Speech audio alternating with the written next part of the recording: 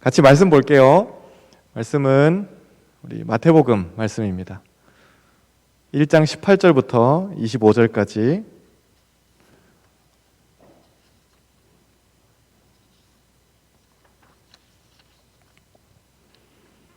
제가 먼저 18절을 읽겠습니다.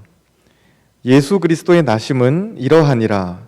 그의 어머니 마리아가 요셉과 약혼하고 동거하기 전에 성령으로 잉태된 것이 나타났더니 그의 남편 요셉은 의로운 사람이라 그를 드러내지 아니하고 가만히 끊고자 하여 이 일을 생각할 때 주의 사자가 현몽하여 이르되 다윗의 자손 요셉아 네 아내 마리아 데려오기를 무서워하지 말라. 그에게 잉태된 자는 성령으로 된 것이니라.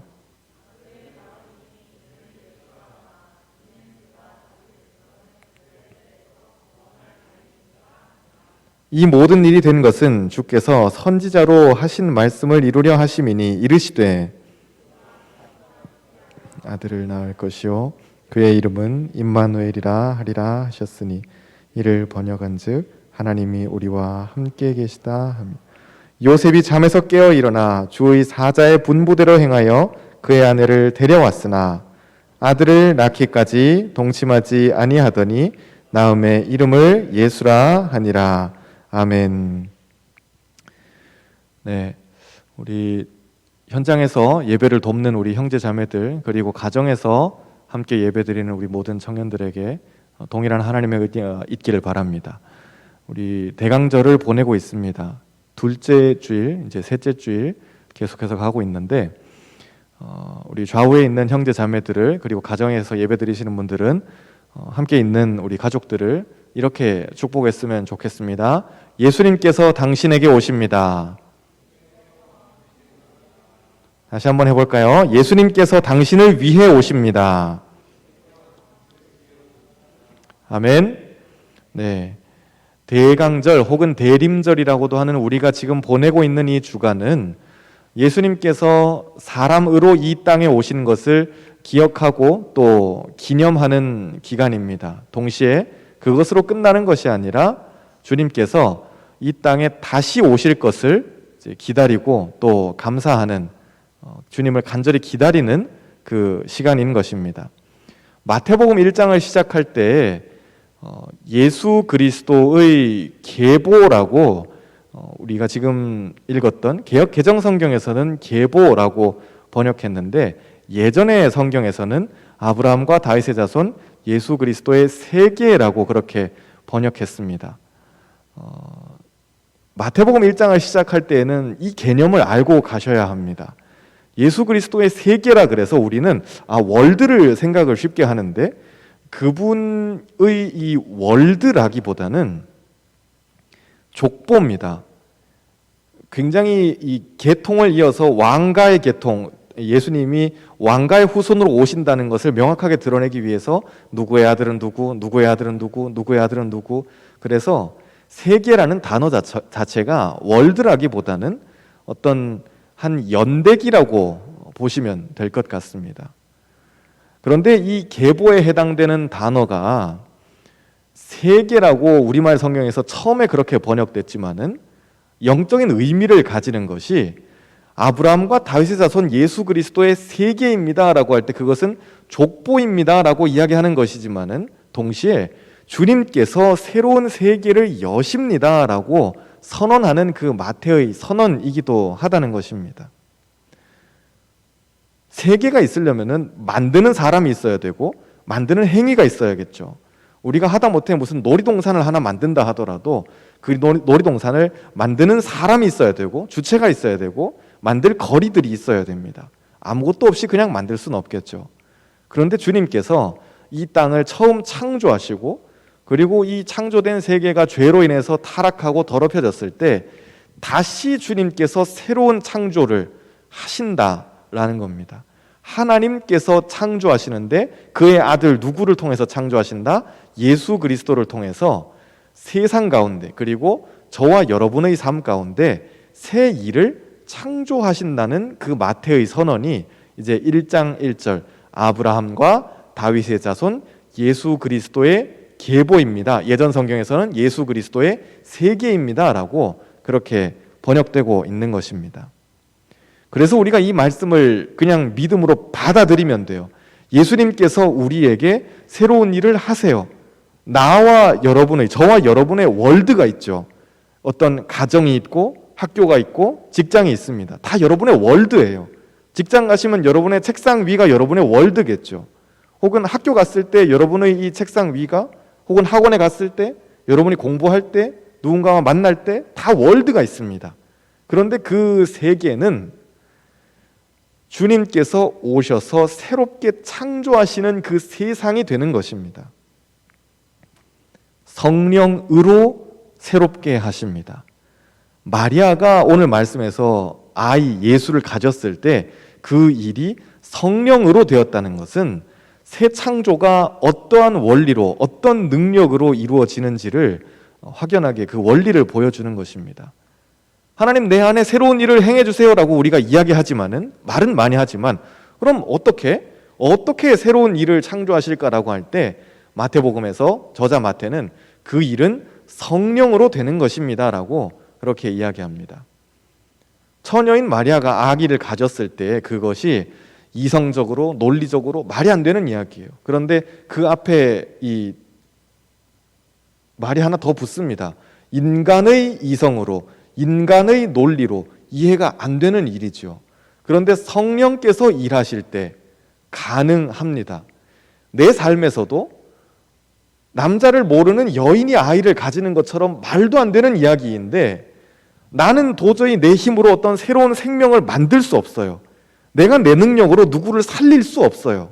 내가 가지고 있는 어떤 지식으로 교회를 위해서, 하나님의 나라를 위해서 뭐 유익한 일을 도저히 할 수 없는데, 그런데 성령으로, 마리아가 성령으로 예수를 가지신 것처럼 우리도 성령으로 새로운 생명을 가질 수 있다라는 것입니다. 육신의 자녀도 있겠지만 여러분들 중에 이제 결혼하실 분들은 실제로 육신의 자녀를 낳겠죠. 그런데 그것을 넘어서 성령으로 내가 낳게 될 영적인 자녀들을 꿈꾸라는 거예요. 여러분들이 어떤 지식을 가지고 누구를 제자 삼고 어떤 능력으로 제자를 만들고 혹은 예수님께로 인도하는 그런 것들이 참 어려운 일이에요. 안 됩니다. 그런데 무엇으로 가능하다? 성령으로. 그래서 우리는 기도할 때 무엇을 구해야 돼요? 누구의 능력을 구해야 되죠? 성령의 능력을 구해야 된다는 것입니다. 그랬을 때 새로운 창조가 일어납니다.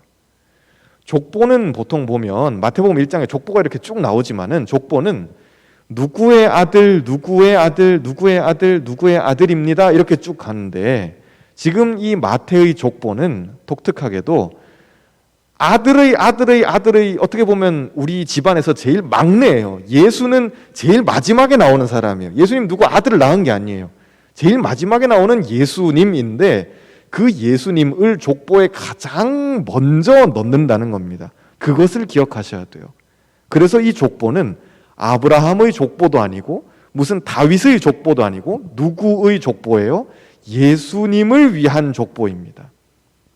하나님께서 그렇게 새 창조를, 그리고 새 세상을 만드시는 것을 마태가 이야기하고 있는 것입니다. 하나님께서 새 창조를 하실 때 그분의 뜻을 따르려고 하는 사람들, 혹은 그분의 뜻을 받아들이는 사람들을 통해서 일하세요. 저와 여러분들에게도 같은 은혜가 있기를 바랍니다. 이건 어떻게 보면 참 모험이에요. 하나님의 뜻을 받아들인다는 것은 우리에게 있어서 참 모험입니다. 어려운 일이에요. 우리도 계속 모험을 하죠. 지금 코로나여서 이제 뭐 3단계가 되냐 마냐 그 이야기 하고 있는데, 혹시 지금 줌으로 보시고 있는 분들은 여러분들 얼굴 한번 보여주실래요? 제가 여러분들 얼굴 다 볼 수 있거든요. 안녕. 네, 손 흔드는 분들 반갑습니다. 줌으로 보시고 있는 분들 얼굴 다, 어우, 야, 찬종이 되게 화면빨 잘 봤네요. 잘생겼다. 감사합니다. 네. 가정에서 여러분들 얼굴 이렇게 보면서 예배 드리는 것도 어떻게 보면 새로운 도전이에요. 그런데 늘 말씀드리는 것처럼 이제는 예배의 패러다임 자체가 바뀌어요. 완전히 새로운 시대가 옵니다. 그랬을 때 우리는 요한복음 4장에서 예수님 말씀하신 것처럼 예루살렘에서 예배드리냐 사마리아에서 예배드리냐 이 장소의 문제가 아니에요. 예배는 장소가 아니라 하나님의 임재입니다. 그렇다면 방법이 무엇이 되었든 장소가 무엇이 되었든 주님께서 찾으시는 그 사람들 그 기준에 맞게 그 하나님의 마음에 합한 사람이 나인가? 라는 그 고민을 하셔야 돼요. 교회에 와서 예배드려야지 예배입니다. 그런 이야기를 하는 게 아니에요. 죄송하지만 이제 그 이야기는 강물을 따라서 흘러 지나가는 이야기예요. 그럼 온라인으로 예배드리는 게 뭐 만능입니까? 그런 이야기도 아니에요. 중요한 것은 방법이 아니라 혹은 장소가 아니라 내가 하나님께 어떤 마음으로 예배드리고 있나 그것을 주님께서 보시는 것입니다. 이것은 우리에게 모험이에요. 참 어려운 일입니다. 그럼에도 불구하고 주님께서 이 상황을 우리에게 허락하셨다는 것은 주님께서 새로운 시대를 역사의 주관자 되시는 하나님께서 새로운 시대를 새로운 세상을 우리에게 지금 딜리버리 하시고 있는 거예요. 그분은 가지고 오십니다. 사람이 사람의 힘으로 스스로 개혁할 수 없어요. 사람이 사람의 힘으로 어떤 시스템으로 바꿀 수 없습니다. 그러니까 주님께서 교회를 본인의 힘으로 바꾸셔요. 시대를 교회 앞으로 끌고 오시는 것입니다. 이 온라인 예배도 어떻게 보면 도전이죠. 참 어려운 일인데 화면으로 여러분들 얼굴 보는 게 참 저한테도 기쁘면서도 참 마음이 어렵습니다. 그럼에도 불구하고 우리는 계속 도전해야 돼요. 새로운 방법들을 계속 찾아야 되고 또 하나님께 예배드릴 수 있는 그 방법을 찾아야만 합니다. 왜냐하면은 주님께서 그렇게 우리에게 원하시기 때문에 그래요. 그렇게 주님께서 원하심으로써 하나님의 마음에 합한 사람이 누구인지를 하나님 계속 찾으세요. 계속 옥석 가리기를 하시는 거예요. 그렇게 하시면서 요셉이나 마리아처럼 하나님의 뜻을 받아서 그분의 뜻을 세상 가운데 실현할 사람이 누구인지를 그렇게 하나님이 찾고 계십니다. 19절에 보면 요셉은 의로운 사람입니다 라고 그렇게 이야기했어요. 성경에서 의롭다라고 할 때 그 의로움은 난 착한 사람이야, 뭐 이 사람은 법 없이도 살 사람이야, 그 이야기가 아니에요. 누구의 마음에 합한 걸까요? 하나님의 마음에 합하다는 것입니다. 하나님의 뜻에 맞을 때 의롭다는 거예요. 그런데 마태가 요셉을 정의할 때 이 사람은 하나님의 마음에 맞는 사람입니다라고 굉장히 심플하지만 이 묵직한 증언을 해줘요. 그러면서 요셉이 자기와 약혼했는데 분명히 남의 아이겠죠. 자기랑 같이 잔 게 아닌데 이 약혼녀가 아이를 가지고 있으니까 그랬을 때 요셉은 하나님의 마음에 합한 사람이니까 원래 율법대로라면은 약혼했는데 이 상대방이 아이를 가졌다든지 혹은 부정한 행위를 저지르면은 바로 동네로 끌고 나가서 이제 랍비가 보는 앞에서 돌로 쳐서 동네 사람들이 죽이는 것이 율법대로입니다. 법대로 하는 거예요. 우리는 왜 흔히 법대로 하자 이런 이야기를 하잖아요. 그런데 진짜 법대로 한다면은 내 약혼녀지만 법대로 한다면 마리아가 돌에 맞아 죽을 수 있는 그런 상황인데 요셉은 하나님의 마음에 합하기 때문에 율법이지만 그 율법을 넘어선 하나님의 마음을 보여줘요. 조용히 파혼하려 합니다. 여러분에게 법을 무시하고 법 위의 무슨 세계에 살라는 이야기가 아니에요. 그게 아니라 진짜 법이, 진짜 율법이 혹은 우리가 교회에서 지켜야 되는 어떤 룰들이 그것이 지향하는 정신이 무엇인지를 우리가 깨달아야 한다는 거예요. 예배 드리는 거 좋죠. 그런데 예배 드리는 것 때문에 누군가가 시험 든다면은 봉사하는 거 다 필요해요. 여러분 다 봉사하기를 바래요. 그런데 봉사하는 것 때문에 누군가가 하나님으로부터 멀어진다면, 심지어 내가 전도하는데 그것 때문에 누가 하나님께로부터 멀어진다면, 그럼 그거 하시면 안 돼요. 지금 우리 코로나 시대 때도 마찬가지예요. 내 믿음 중요해요. 예배 드리는 거 참 필요합니다. 만약에 우리가 뭐 일제시대로 돌아가서 아니면 6.25 때로 돌아가서 예배 드리면 뭐 총으로 쏜다 이런 이야기 하면은 저는 여러분들에게 거꾸로 목숨 걸고 예배당에 나오라 그럴 거예요. 나오겠죠? 우리 현수는 나올 줄로 믿습니다. 아무도 안 나와도 현수는 나오겠지. 할렐루야. 근데 다 안 나오더라도 목숨 걸고 그럴 땐 나와서 우리의 믿음이 위협받을 때, 우리의 예배의 자유가 위협받을 때 그때 우리는 목숨 걸고 예배 드려야 돼요. 그렇게 저는 이야기할 거예요. 그런데 지금은 우리가 예배 드리는 것이 우리 자신과 이웃의 생명을 위협하는 것이 된다면은 가장 우선되는 가치, 하나님께서 원하시는 가장 우선되는 가치, 한 사람의 생명을 위한 것이라면은 그렇다면 그 예배 다른 방법으로 드릴 수 있습니다라고 말할 수 있는 것입니다. 하나님이 가장 무엇을 원하세요? 우리의 생명을 원하세요. 우리의 구원을 원하신다고요. 나와 이웃의 생명을 원하세요. 그러면 우리가 어떤 헷갈리는 가치 판단을 할 때 그때의 그 기준이 어디에 있어야 되는지를 명확하게 알 수 있을 것입니다. 요셉은 24절에 주의 사자의 분부대로 행했습니다. 천사가 와서 요셉에게 이제 예수님에 대해서 그리고 마리아의 지금 상황에 대해서 어쩌고 저쩌고 이야기를 해주죠. 그리고 난 다음에 요셉이 한 행동은 천사의 분부대로 행했습니다 라고 합니다. 하나님의 마음에 맞는 사람은 하나님이 말씀하셨을 때, 천사가 하나님의 메시지를 가지고 왔었을 때 그때 자기의 이 뜻을 접고 자기의 생각이 분명히 있는데, 자기의 이 계산하는 것이 분명히 있고 경험이 있는데도 불구하고, 그럼에도 불구하고 천사의 분부대로, 하나님의 분부대로 했다는 것입니다.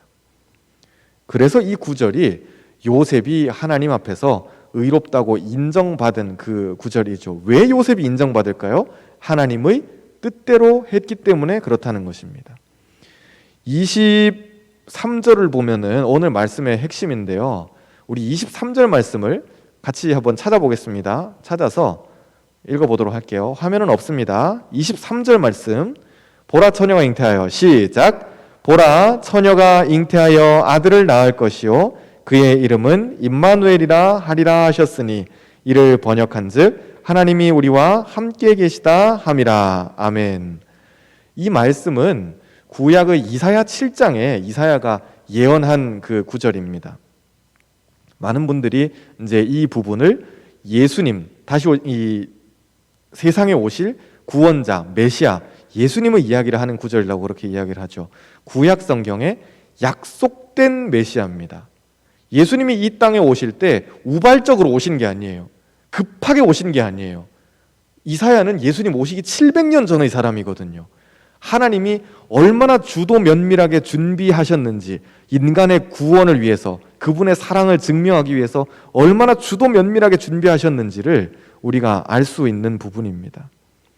처녀가 잉태했다는 것은, 처녀가 아이를 가졌다는 것은, 남자를 모르는 여자가 아이를 가졌다는 것은 단순히 쇼킹한 사건이다 이런 문제가 아니에요. 그것이 아니라 하나님께서 주도 면밀하게 700년 전부터 우리를 위해서 준비하셨다는 거예요.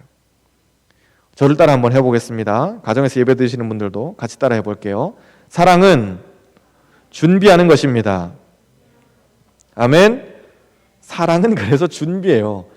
오다가 주었다, 이 얼렁뚱땅 이렇게 주는 그게 사랑이 아니에요. 내가 사랑하는 사람을 감동시키기 위해서 먼저 기억하고 또 생각하고, 그리고 차분하게 준비해서 줄 때, 건네줄 때, 전해줄 때 그때 마음과 마음으로 감동하고 오고 가는 것이 있는 것입니다. 임마누엘은 하나님이 우리와 함께 하신다는 뜻이죠. 우리가 다 잘 아는 이야기입니다. 그런데 이것은 곧 하나님 자신의 정체성이에요. 하나님은 어떤 분이세요? 라고 우리가 물어볼 때 그분은 우리와 함께 하시는 분입니다 라는 그 정체성입니다. 동시에 우리가 어떤 방향으로 나가야 될지, 우리가 삶을 어떻게 살아야 될지 보여주는 길이기도 합니다.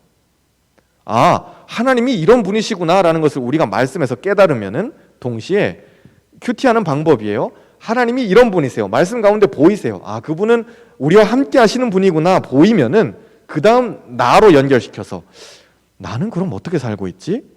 정말 내가 필요한 사람들에게, 혹은 나를 필요로 하는 사람들에게 같이 가고 있나? 그 사람들과 함께 하고 있나? 나 혼자서 뛰쳐나가고 있는 것은 아닌가? 나 혼자 잘났다고 달려가는 것은 아닐까? 라고 생각할 수 있어야 합니다. 죄는 인간을 하나님과 분리시켰죠. 태초의 인간은, 아담과 하와는 하나님과 같이 걸었어요. 밤이 되면 하나님이 동산으로 오셨어요. 오셔서 남자와 여자와 함께 손을 잡고 동산을 거니셨다고 그랬어요. 얼마나 지금 뭐 영화적인 상상력을 한번 동원해 보면 얼마나 환상적인 장면이겠어요. 하나님이 우리 곁에 직접 오셔서 우리가 그분의 손을 잡고 그분이 만드신 이 랜드를 거니는 거예요. 참 기쁘고 환상적인 장면이죠. 우리가 나중에 하나님 나라에 갔었을 때 다 회복될 것입니다. 반드시 그렇게 될 거예요. 그런데 죄 때문에 하나님과 사람이 분리됐어요. 떨어졌죠. 하나님이 떨어지신 게 아니라 하나님은 그 자리에 계셨으나 우리 인간이 떨어져 나가버린 거예요. 그래서 하나님의 아들이 이 땅에 오셨을 때 우리가 죄로부터 구원받는다는 것은 하나님이 우리와 함께 하심으로 나타나야 돼요. 내가 구원받은 것을 어떻게 알 수 있죠? 하나님이 나와 함께 하신다는 그 사실로 알 수 있습니다. 하나님이 내 곁에 계실 때 내 삶에 얼마나 많은 것들이 바뀌겠어요. 하나님 곁에 계신다 그러면 여러분 불편한 게 더 많을까요? 아니면 좋은 게 더 많을까요? 제발 좋은 게 더 많길 바랍니다. 그런데 아직 저와 여러분은 하나님이 내 곁에 계신다 할 때 좀 불편해요. 주님 그냥 좀 옆방에 가 계시면 안 될까요? 라고 이렇게 이야기하고 싶은 게 우리의 솔직한 마음일 거예요. 왜? 하나님이 안 계셔야, 하나님이 안 보셔야 내 마음대로 내가 원하는 대로 그냥 그렇게 할 수 있을 테니까요. 예수님은 교회와 함께 계셔요. 두세 사람이 내 이름으로 기도하는 곳엔 나도 예수이신 나도 그들과 함께 있느니라. 마태복음 18장에 그렇게 말씀하셔요. 그분은 본질적으로 우리와 함께 하시는 하나님이에요. 예수님은 복음을 전파하는 모든 사람들에게 마태복음 28장 20절 세상 끝날까지 너희와 뭐 하셔요? 함께 하신다 그래요. 가정에서 혼자 예배 드리시는 분들, 여러분들 곁에 예수님이 계시는 줄로 믿습니다. 같이 계시는 하나님이에요.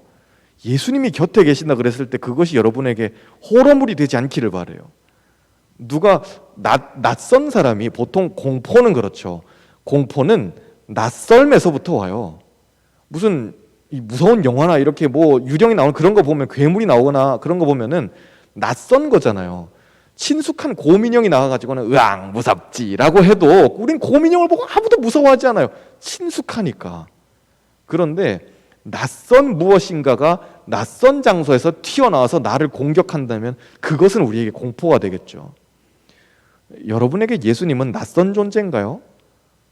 어제 만나고 또 오늘 만나고 오늘 아침에 만났는데 저녁에 너무 외롭고 힘들어서 또 만나고 싶은 그 주님이기를 바라요. 자꾸 우리는 혼자를 외치는 세상 가운데 살죠. 그래서 뭐 1인 가구, 1인 경제, 혼밥에, 혼술에 뭐 많은 이야기들이 나오는데 다 좋아요. 저도 여러 명 신경 쓰는 것보다 그냥 혼자 있는 게 세상 편하고 좋아요. 요즘 같은 때는 그냥 어디 뭐 무인도나 한 군데 찾아가가지고 한 30일 정도, 30박 31일 혼자, 그러면 수염도 길고 그렇게 굉장히 흉측하겠죠. 상상하지 마세요. 근데 그러면서 혼자 그냥 예배 드리고 말씀이나 한 30일 정도 있으면은 말씀 한 일독하고 좋지 않겠어요? 저는 제 솔직한 심정은 그래요.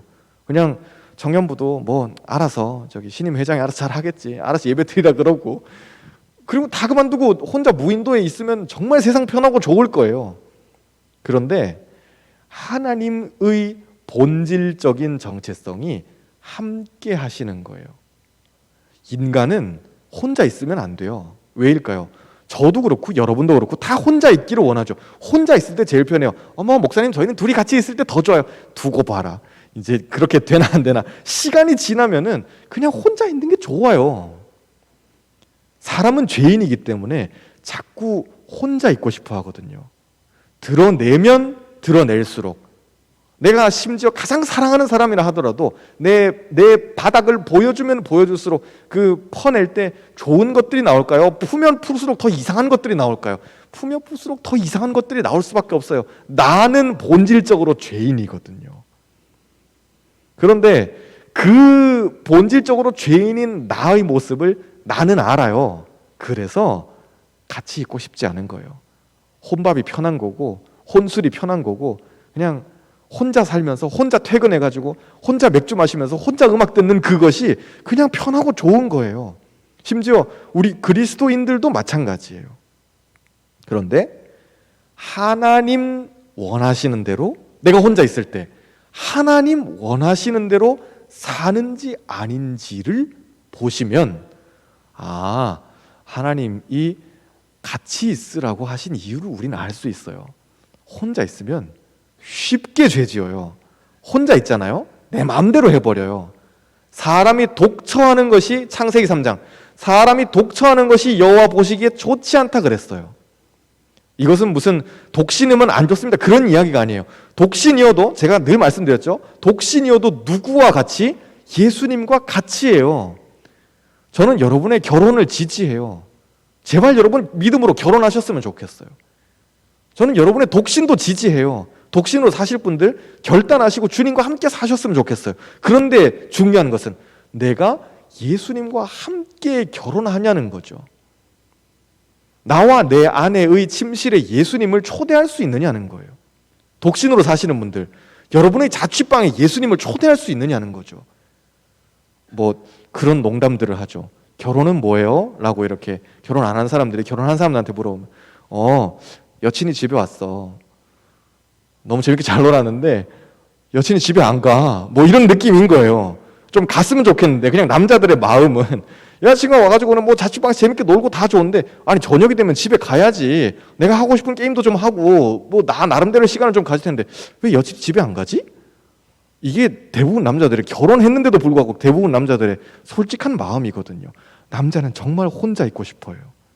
혼자만의 시간이나 공간이 필요하다는 거예요. 제 이야기처럼 이야기하지만 제 이야기가 아니라고 말하기에도 좀 그렇지만, 제 이야기, 그냥 제 이야기예요. 그냥 제 이야기예요. 근데 대부분의 이 형제들이 가지는 비슷한 마음이에요. 그렇다고 여자라고 다를까? 그것도 아니에요. 다 싫고 다 귀찮고 그냥 뭐 어설프게 위로해주고 그런 것도 다 싫고 그냥 나 혼자 그냥 좀 다 꺼졌으면 좋겠다라고 하는 그 솔직한 내 마음이 있는 거죠. 우리는 본질적으로 죄인이니까요. 그래서 나 자신에게 집중하면은 결과는 허무해요. 공허해요. 주님께서는 그것을 아시기 때문에 태초부터 인간을 둘로 만드셨어요. 남자와 여자로, 그리고 가족으로, 그리고 세상으로. 하나님 만약에 인간을 만드실 때 인간 자체로 만족하셨다 그러면 우주 공간에다 인간 하나만 또잉 하고 떨어뜨려 놨겠죠. 그것으로 만족하셨을 거예요. 인간 자체가 완벽하니까. 인간은 얼마나 완벽한 창조물이에요. 그런데 주님께서는 인간을 만드시고 그것으로 끝나는 것이 아니라 인간의 옆에 같이 인간을, 그리고 그 옆에 가족을, 그 옆에 동산을, 그 옆에 세계를 같이 살 수 있도록 창조하신 거예요. 함께하는 그것이 하나님의 일이에요. 지금 우리 대강절 기간을 계속 보내고 있어요.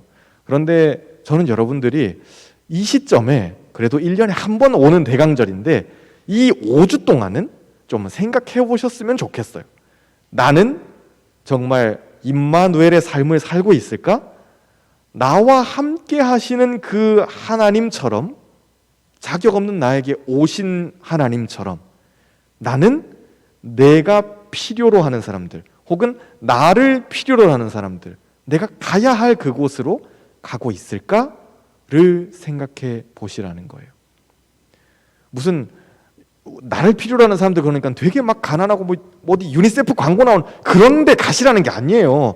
그런데도 후원할 수 있죠. 하셔요. 그런데 우리가 물리적으로 당장 막 자이르나 탄자니아나 우간다 같은 데 갈 수 없다 그러면은, 그럼 여러분 뭐 하실 수 있겠어요? 여러분의 사무실 나가셨을 때 외로워하고 있는 그 사람, 아파하고 있는 그 친구, 강의실에 갔을 때 왕따 당하고 있는 그 친구, 학교에 갔을 때 어려워하고 있는 그 형제 자매가 내가 가야 될, 내가 성육신해야 될 그 자리라는 거예요. 그것이 바로 임마누엘, 우리와 함께 하셨던 하나님처럼 우리도 같이 사는 것이죠. 하나님이 우리에게 굳이 오실 필요가 없었어요. 예수님이 우리에게 오셨다고 우리는 그래서 뭐 그렇습니까? 오셔서 감사하네요. 되게 심드렁하게 받아들이지만은 주님이 안 오셨다면 우리는 다 지옥으로 떨어졌겠지만, 주님께서 좀 무서운 이야기지만 사실 안 오셔도 주님의 주님 되시면은 아무 문제가 없어요. 인간을 다 지옥으로 밀어넣어 버려도, 지옥의 불쏘시개로 다 쓰셔도 사실 하나님의 영광에는, 하나님의 의로우심에는, 그분의 이 저스티스에는 아무런 문제가 없거든요. 왜일까요? 인간은 죄를 지었으니까 죄 지은 인간은 다 지옥으로 안녕. 이 굉장히 페어한 거예요. 굉장히 공정한 거예요. 그런데 천만다행이죠. 하나님은 불공평하셔요. 그분은 공정하지 않으세요. 오늘 낮에 말씀에서도 담임 목사님도 그 이야기를 하셨지만은, 누가복음 15장에 보면은 잃어버린 양 비유가 나와요. 몇 마리 양이 있었죠? 자, 여러분 유치부로 돌아가 봅시다. 양이 모두 몇 마리 있었죠? 100마리가 있었어요. 와, 양 100마리 한번 가져보고 싶다. 양 100마리 중에 한 마리가 이탈해서 빠져나가요. 그러면 우리는 그 비유를 들을 때, 목자가 진짜 생각을 못한다. 어떻게 99마리를 냅두고 한 마리를 찾으러 갈 수 있냐. 그거 한 마리 찾으러 갔다가 99마리가 흩어지면 그거 어떡할 거냐고. 그냥 99마리 케어하는데 좀 더 관심을 가져야 되지 않을까, 좀 더 에너지를 쏟아야 되지 않을까라고 생각을 하죠. 그런데 한 마리가 나라면 그런 이야기를 할 수 있겠냐는 거예요. 여러분이 그 한 마리예요. 같이 이렇게 풀 뜯어 먹는다고 정신없어서 머리 받고 막 풀 뜯어 먹고 있다가, 야 가야 돼, 목자가 가고 있잖아, 빨리 따라와, 무브 그러고 있는데, 양들이 막 와 음메 그러면서 무브 그러고 있는데, 나 혼자서 풀 먹는다고 정신없이 있다가 잃어버렸어요. 목자도 놓치고 친구들도 다 놓쳤어요. 나 혼자서 어디 갔지 이러고 있을 때, 이제 오늘 저녁에 늑대의 간식이 될 수도 있는 나인데, 그런 나를 만약에 목자가, 나는 99마리를 챙겨야 되니까 넌 미안하지만 안 되겠어, 안녕, 목자가 나를 포기했다면 그 양의 심정은 어떻겠냐는 거예요. 목자에게 버림받은 양의 심정은. 그걸 생각해 보셔야 돼요. 우리는 전부 다 99마리의 입장에서 아유 바보같이 기내 잃어버리고 이런 생각을 하지, 우리가 그 한 마리라고 생각하진 않아요. 그런데 주님께서는 한 마리를 위해서 오셔요. 여러분을 위해서 오셔요. 뒤떨어지는 저와 여러분을 위해서, 아픈 저와 여러분을 위해서, 힘겨워하고 따라가지 못하는 저와 여러분을 위해서 오시는 하나님이세요. 그래서 이 잃은 양 비유의 이야기는 무슨 잃어버린 영혼을 향해서 가시는 예수님의 이야기, 그런 이야기가 아니에요. 날 위해서 오시는 하나님이에요. 그래야 이 이야기가 능력 있게 다가와요. 하나님의 계산법은 99가 1보다 더 큰 게 아니구나 라는 것을, 우리 그렇지 않겠어요? 내가 그 한 마리예요. 절벽에 막 대롱대롱 막 매달려 있고 빨리 구해주세요, 누구든 와서 구해주세요, 음메 막 이러고 있는데 아무도 나한테 오지 않는다면 그 얼마나 참 힘들고 외롭고 아프고 무섭고 그러겠어요. 그런데 목자가 영화처럼 나타나가지고는 이놈아 어디 갔었어? 그러고 딱 잡아줄 때 그 심정, 와 이젠 살았다 감사해요 라고 할 때 그 심정, 그게 바로 나의 이야기예요. 임마누엘은 그런 이야기예요. 나를 위해서 오시는 하나님이 여기에 계시다는 이야기입니다. 그래서 우리의 삶이, 나를 위해서 오신 하나님이 여기에 계시다면은, 내가 그 은혜를 받았다면은 나도 그 은혜 받은 사람답게 살겠어요라고 다짐하는 데까지 나갈 수 있는 거죠. 우리의 삶에 감동이 있는 것은 내가 감동받았기 때문에 그래요. 우리의 삶에 능력이 있는 이유는 내가 능력 받았기 때문에 그렇습니다. 코로나 때문에 막 예배 못 드리고 어려워요, 막 가정에서 뭐 어쩌고 저쩌고 영상으로 드려요 뭐 이러고 있는데, 그때에도 어떻게 하면 좀 청년들이 예배 드릴 수 있을까? 같이 이렇게 현장에서 예배 드리는 것처럼, 혹은 한 번도 시도해보지 않았는데 좀 더 다양한 방법으로, 재밌는 방법으로 예배 드릴 수 있을까? 기쁨으로 예배 드릴 수 있을까? 이거 생각하는 것도 내가 예배 때 받은 은혜가 있어야지 가능해요. 그냥 예배 문 닫았대요, 그럼 뭐 집에서 예배 드리지, 아니면 뭐 유튜브로 딴 거 보지 뭐 오랜만에, 이런 것은 내가 예배 때 받은 은혜가 없기 때문에 그런 거예요. 되게 간단해요. 그러나 우리는 다르잖아요. 예배 때 받은 은혜가 있어요. 나를 구원해 주신 하나님이 있어요. 먼저 오신 주님이 있어요. 그렇기 때문에 우리는 임마누엘의 은혜를 입어서 임마누엘의 삶대로 성육신의 은혜를 입었으니까 내가 성육신 하는 삶으로, 사실 내가 거기 안 가도 되거든요. 내가 그거 안 해도 그만이에요. 그런데 주님께서 안 오셔도 그만인 나에게 오시는 것처럼 나도 내가 사실 안 가도 되는 그곳을 향해서 갈 때 요셉처럼 마리아처럼 하나님의 뜻이 그렇게 이루어지는 것입니다. 우리 현장을 지키는 여러분들과 또 가정에서 예배드리시는 모든 분들이 같은 은혜를 받길 바랍니다. 한 주 동안 하나님께서 여러분들의 몸과 마음의 건강을 지키시고 또 성육신하는 그 은혜가 무엇인지를 깨닫게 하는 주님의 은혜가 있기를 축복합니다.